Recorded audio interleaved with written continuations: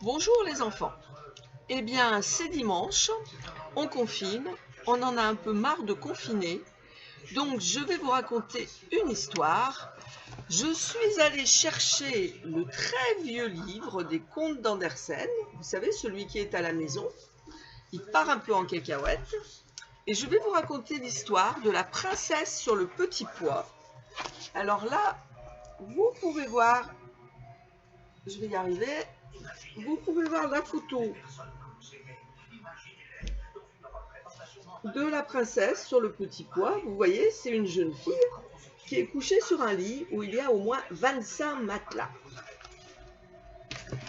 Alors il était une fois un prince qui s'était mis dans la tête d'épouser une vraie princesse.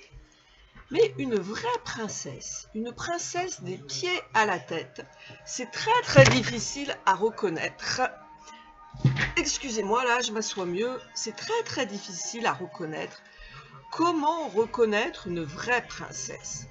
Moi, j'en connais des princesses. Je connais Paloma, par exemple. Mais lui, il voulait une vraie princesse des pieds à la tête. Alors, il fit le tour du monde. Il alla dans toutes les cours de tous les rois du monde, mais il n'avait pas trouvé sa princesse et il rentra chez lui très malheureux. Alors, le prince était très triste et il attendait toujours cette princesse qui n'arrivait pas. Un soir, une nuit même, très tard dans la nuit, un terrible orage éclata. Il y avait des éclairs qui brillaient, le tonnerre grondait et la pluie tombait à flots. Et à ce moment-là, on entendit frapper à la porte du palais. Tous les gardes dormaient. Alors le roi se leva lui-même et il ouvrit la porte à une jeune fille, une toute jeune fille qui était toute trempée des pieds à la tête, la pauvre.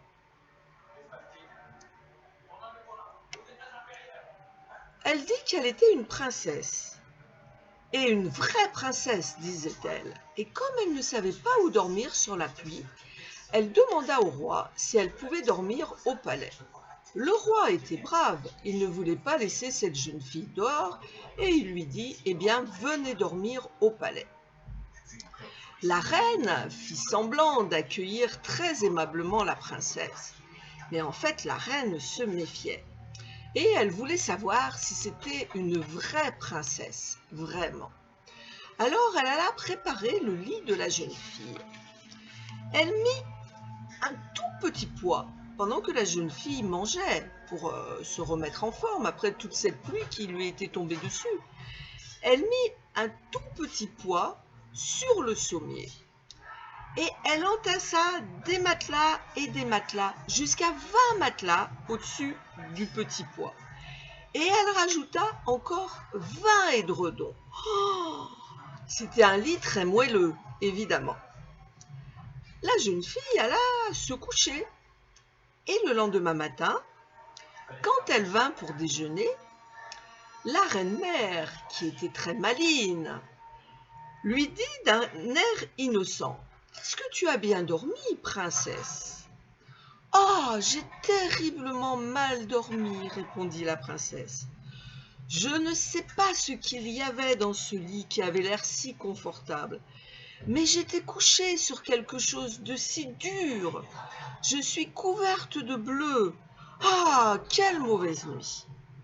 Alors la vieille reine s'écria « C'est une vraie princesse, puisqu'elle a la peau assez délicate pour sentir un pois à travers 20 matelas et 20 édredons. » Et le prince alors épousa cette jolie princesse qui était tombée du ciel une nuit d'orage. Et ils furent très heureux. Personne ne sait vraiment si cette princesse était une vraie princesse. Mais en tout cas, le pois fut exposé au musée du pays. Voilà, alors bonsoir à tous si vous l'écoutez ce soir, ou bonne journée si vous l'écoutez demain matin. J'espère que vous allez tous bien et que vous êtes toujours assez sages, hein, parce que le confinement, c'est dur pour les enfants, c'est dur pour les parents. C'est même dur pour les grands-parents. Il n'y a que pour Rosa et Tigrette que ça n'est pas dur.